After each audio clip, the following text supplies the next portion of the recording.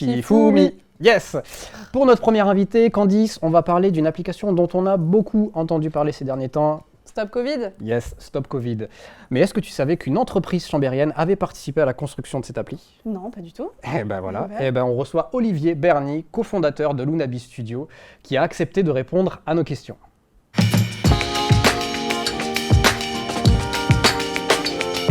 On est avec Olivier. Merci Olivier d'avoir répondu présent aujourd'hui pour ce premier numéro du Haut Studio. Toi Olivier, tu es cofondateur de Lunabi Studio, qui existe depuis 2011 et implanté à Chambéry. Et c'est une boîte spécialisée dans le développement d'applications mobiles sur des OS que l'on connaît, iOS et Android. Avant d'aborder la question un peu qu'on avait envie de te poser sur le développement de Stop Covid et l'implication de Lunabi, est-ce que tu peux nous reparler de ton parcours et de la création de Lunabi Studio? Oui, avec plaisir. Donc effectivement, on a cofondé Lunabi Studio en 2011. À l'époque, on a commencé même de développer des applications mobiles un peu avant ça, en 2009. À l'époque, les App Store venaient de sortir. Et c'était pas du tout gagné que ça ait le succès qu'on sait aujourd'hui. Mais on avait cette conviction, puis on était des fans de Apple, donc avec Grégory Luciana et Thomas Jossoin, mes deux associés. En bons fans de Apple, on avait les premiers iPhones, etc. Et puis quand on a vu les premières apps sortir, on s'est dit, il y a peut-être quelque chose à faire. Ouais. Et donc on a commencé de développer des petites applications pour les filles de Grégory Luciana, qui avaient 1 an et demi et 3 ans à l'époque, vraiment des tout petites, des bricoles, quoi. Mais on les a mis sur l'App Store d'Apple. À l'époque, il y avait même pas 10 000 applications sur l'App Store. Aujourd'hui, il y en a 2 millions. Et du coup, en fait, on en a vendu, quoi. Et quelque part, c'était un petit miracle, en fait. Je veux dire, c'était pas du tout gagné qu'on puisse vendre des logiciels de cette façon-là. C'était un business model qui était totalement novateur. Et donc, on s'est dit, mais il y a peut-être quand même possibilité de faire une boîte autour de ça. Et c'est là qu'on a décidé, effectivement, de lancer Lunabi Studio. Et donc, on a développé pendant un certain temps notre première application un peu costaud qui s'appelle OneSafe, qui est un gestionnaire de mots de passe. Ouais. Et puis, donc, on a créé la société en 2011. Et on a lancé OneSafe, et ça s'est plutôt bien passé. Donc voilà, après en termes de parcours, donc on était éditeur de nos propres applications, c'est-à-dire qu'on les fabriquait, puis on les mettait sur le store, on les marketait, etc. On faisait tout ce qui va autour de la vie d'une application mobile. Et en fait, on s'est rendu compte que ce qui nous plaisait avant tout, c'était de fabriquer les applications mobiles. Et c'est pour ça qu'en 2014, en fait, on a un petit peu, on a restreint notre activité au sens où on ne fait plus que du développement, de la création et de la conception d'applications mobiles pour d'autres entreprises, en fait. D'accord. C'est pour ça que le nom de la boîte, c'est Lunabi Studio, parce que réellement, on est un studio de développement d'applications mobiles. Okay. Et dans le monde du développement aussi, vous avez lancé les Meetup Google. Vous êtes à l'initiative du lancement des Meetup Google, Candice. Oui. Tu peux nous expliquer ce que c'est? Du coup, les Google Developer Groups, donc c'est des regroupements de personnes qui sont intéressées par les technologies et plateformes de Google. Et donc l'objectif de Google Developer Groups Alps, c'est d'organiser donc des événements de manière régulière, donc des conférences sur les technologies mobiles, Google, Web, Cloud, des apéros aussi autour de certains sujets, des concours comme les hackathons. Voilà. Donc, oui, tout à fait. Donc en fait, ça s'inscrit vraiment dans ce qu'on a envie de faire, c'est-à-dire que nous, on est passionnés par ce qu'on fait. On est passionné par le développement d'applications mobiles et puis on est aussi passionné globalement par la technologie, on est des geeks. Ouais. Et en tant que, il faut venir au GDG. Hein. On viendra. Avec plaisir. Et donc en tant que geek, comme tout passionné d'un sujet, on aime bien partager avec d'autres passionnés. Bien sûr, Et c'est vraiment le but du GDG. Ce qu'on aime particulièrement dans ce concept de GDG, donc, qui veut dire Google Developer Group, c'est que justement, ça ne se cantonne pas aux technologies Google. En fait, l'idée, c'est vraiment de partager sur différents sujets. Et typiquement, on a organisé récemment des GDG qui parlaient d'intelligence artificielle, pour technologie pour laquelle Google propose des choses, mais d'autres. Et notamment, il y a des speakers qui venaient parler de la techno concurrente de Facebook et ce n'était pas du tout un problème, c'est pas du tout un problème pour Google. L'idée, c'est vraiment plus de partager entre geeks, de se refiler des bons tuyaux, etc. Et puis, qui dit partage dit convivialité, et qui dit convivialité dit un petit peu de bière locale, ça ne fait pas de mal, etc. On va y en savoir. Hein. D'ailleurs, pour le prochain meet-up, on peut accueillir au 119, hein, la porte est ouverte. Voilà. Et mais on en a fait un il y a 2 mois ici, voilà, c'était effectivement, on aime bien changer de lieu aussi. Oui. Donc on a changé de bureau récemment et c'est vrai qu'on a maintenant la place d'accueillir pas mal de monde, mais on aime bien justement que ça change. Donc on en a organisé ici, on en a organisé au Hub également à Challes-les-Eaux, et puis chez nous. Et puis s'il y a d'autres lieux qui souhaitent organiser des GDG, c'est avec plaisir qu'on... Bon, on retient. Et on va parler actualité parce que l'Unabi fait parler de lui dans l'actualité avec l'application Stop Covid dans laquelle vous êtes impliqué. Et la question nous qu'on se posait avec Candice, c'est comment une entreprise chambérienne située entre lac et montagne, etc., bien cachée, enfin entre guillemets, comment une petite entreprise comme l'Unabi se retrouve embarquée dans une aventure aussi soudaine qu'une application comme Stop Covid? Alors, en fait, c'est assez simple. Mais d'abord, il ne faut pas dire une petite entreprise chambérienne, il faut dire une petite société chambérienne.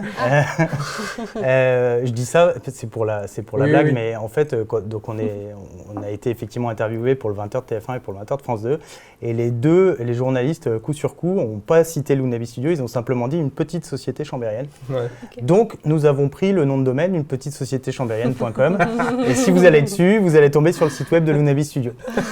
C'est vrai? C'est vrai. Ah ouais, carrément, d'accord. Ah ouais, bien sûr. Ah non, mais tout ce que je dis est vrai. Hein. Non, mais on y croit.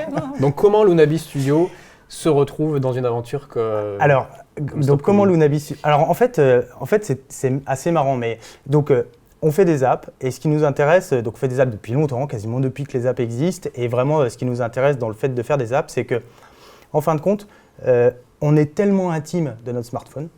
Je veux dire, tout le monde va se coucher en mettant son smartphone sur sa table de nuit. Le matin, c'est le premier objet avec lequel vous interagissez.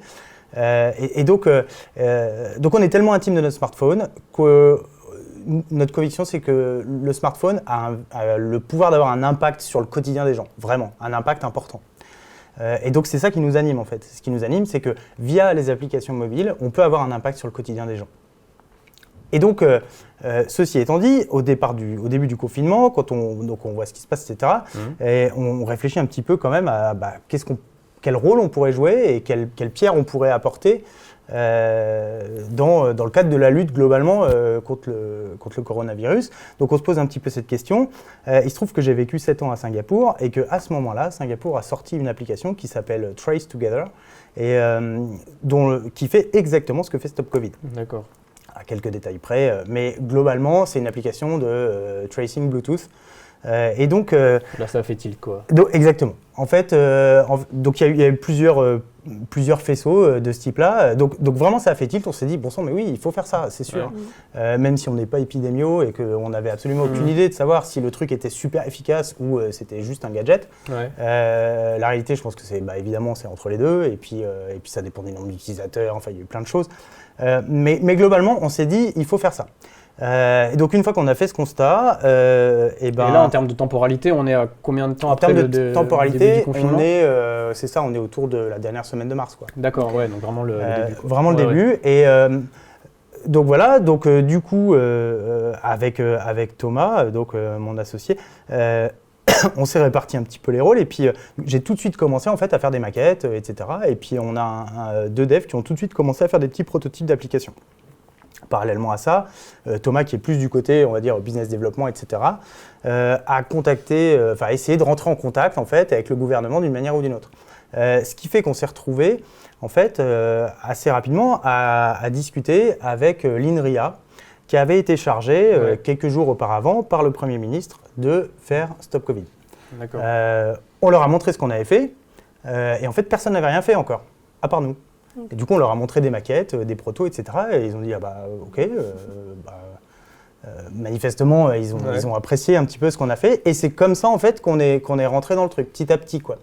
Et puis on est resté, j'imagine, parce qu'on était pertinent dans ce qu'on faisait. Donc voilà, mais c'est vrai que c'est rigolo. Sur le coup, c'était assez marrant de se dire qu'on rentrait dans un consortium d'organisations dans lequel il y avait Orange, Capgemini, Dassault Systèmes et Lunabi Studio. C'était hyper improbable et au départ, en fait, on n'était pas hyper serein quand on se demandait comment ça allait se passer. Ouais, parce que là, en termes d'adrénaline, comment ça se passe quand on vient toquer à la porte du gouvernement en disant voilà, on a ça de prêt à vous proposer. Ouais. Il y a quoi qui se passe dans la tête à ce moment-là c'est pas un client, on va dire, un peu... En fait, on n'en est pas à notre coup d'essai. Donc, en fait, le truc, c'est qu'à aucun moment, on a dit qu'on savait faire des trucs qu'on ne savait pas faire. En fait, sur tout ce qu'on a proposé, on était hyper à l'aise parce qu'on savait qu'on est compétent sur le sujet des applications mobiles. Et c'est pour ça qu'on s'est vraiment cantonné à ça, en fait. D'accord. On s'est vraiment cantonné à développer les applications mobiles, l'interface utilisateur, concevoir le truc, etc.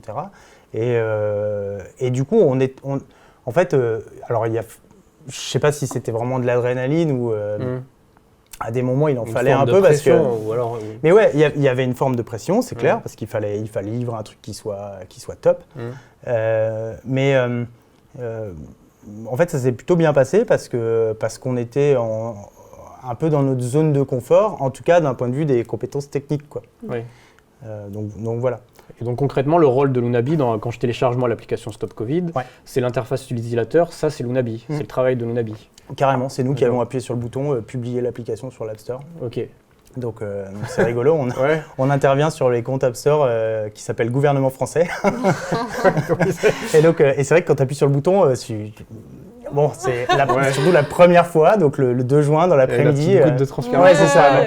On s'est filmé en train d'appuyer sur le bouton. Voilà l'adrénaline un peu là. Ouais, non mais c'est sûr qu'il y a. Ouais, c'est sûr qu'il y a des trucs, surtout que ça a été. Enfin, évidemment, il y a eu plein de challenges quoi, en cours de route. Donc il y avait tout ça derrière, il ne fallait pas gâcher. Quoi, Ouais, et puis on en a beaucoup entendu parler finalement aussi de cette application sur différentes choses. On a parlé de récolte des données, protection de la vie privée, etc. Vous, en tant que Lunabi, vous avez quoi comme regard sur tout ça, sur ce côté un peu vie privée, protection des données, c'est vrai que dans l'actualité, c'est le plus gros qui ressortait de cette application. Ouais.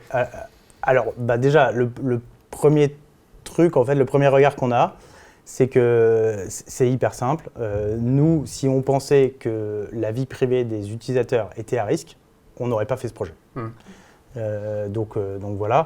Je pense qu'il y a eu tout ce débat, il y a eu plein de choses, plutôt pour des raisons politiques, sociétales ou autres. Mais d'un point de vue technique, ce débat, il a assez peu de sens en fait. Parce que les données qui sont collectées par l'application, c'est tellement dérisoire. C'est quelques identifiants qui sont anonymes, qui sont aléatoires, qui sont éphémères. Donc, en fin de compte, même imaginons que demain, il y a un hacker qui hack le serveur de Stop Covid. D'abord, je lui souhaite bien du courage, parce que comme évidemment tous les regards sont focalisés dessus, je peux vous dire que c'est hyper sécurisé. Donc, tout le projet a été développé et suivi avec beaucoup d'attention par un organisme qui s'appelle l'ANSSI. C'est marrant d'ailleurs, on faisait plein de blagues à ce propos parce que nous on est à Chambéry puis on allait en réunion avec l'ANSSI et donc l'ANSSI, mais ça s'écrit pas pareil, donc c'est l'Agence nationale pour la sécurité des systèmes d'information. Et donc ce sont des gens qui sont au top niveau de tout ce qui se fait en matière de sécurité informatique. Et donc ils ont vraiment suivi ça de très très près, quoi. Chaque ligne de code qu'on a écrit, ils l'ont vérifié, ils ont fait plein de tests, etc. Donc du coup, c'est compliqué de hacker ce serveur, enfin vraiment très compliqué. Et ensuite, les données qu'on va y trouver, c'est quelques identifiants anonymes. C'est le fait que AWZ3 a rencontré W9B8. Voilà, sur une période de 15 minutes. Donc très peu de risques. C'est ça, exactement. À choisir, moi si je suis un hacker malveillant, je préfère aller hacker le site d'une banque que Stop Covid, quoi, très clairement. On ne donne pas de bonnes idées, attention. Mais je veux dire, mais c'est pour dire, parce que en fait, non mais c'est pour être clair, parce que en fait, le risque zéro, il n'existe pas, nulle part. Mais c'est sûr. Donc, le seul truc qu'il y a, c'est un rapport entre ce qu'on gagne à hacker quelque chose et la difficulté pour hacker ce quelque chose. Et ce ratio-là, dans le cadre de Stop Covid, il est excellent, quoi. Enfin, il est excellent du point de vue de la sécurité des utilisateurs. Ok. Du coup, pour conclure, Chambéry, est-ce qu'on peut dire nouveau berceau de la tech en France? Bah, je pense qu'on a des atouts. Alors, c'est vrai que, d'ailleurs, moi, c'est un truc qui m'a toujours frappé, c'est que quand on se balade à Technolac, ça ressemble comme 2 gouttes d'eau à la Silicon Valley, quoi. Ouais. Oui, c'est vrai. Ça ressemble vraiment, physiquement, quoi. Ouais. Et donc, ouais, il y a plein d'atouts. Je pense que c'est une région qui est dynamique, c'est top. Nous, l'essentiel de nos clients sont à Paris et on voyage pas mal et on n'est jamais handicapé par ça en étant, C'est une à situation qui Chambéry. est quand même assez centrale. Exactement, les transports, il y a vraiment ce qu'il faut en termes d'infrastructure, etc. Et puis à côté de ça, on a un cadre de vie qui est quand même sympa, quoi. Ce qu'on dit à tous nos clients qui sont à Paris, nous, c'est qu'on préfère les stations de ski aux stations de métro, quoi. donc voilà. Eh ben, super. Ouais. Merci. Ben, merci beaucoup de m'avoir accueilli. Et puis à bientôt au 79 pour le prochain meet-up. Ouais, carrément. À Ok. très bientôt au 79. Ça roule. Merci.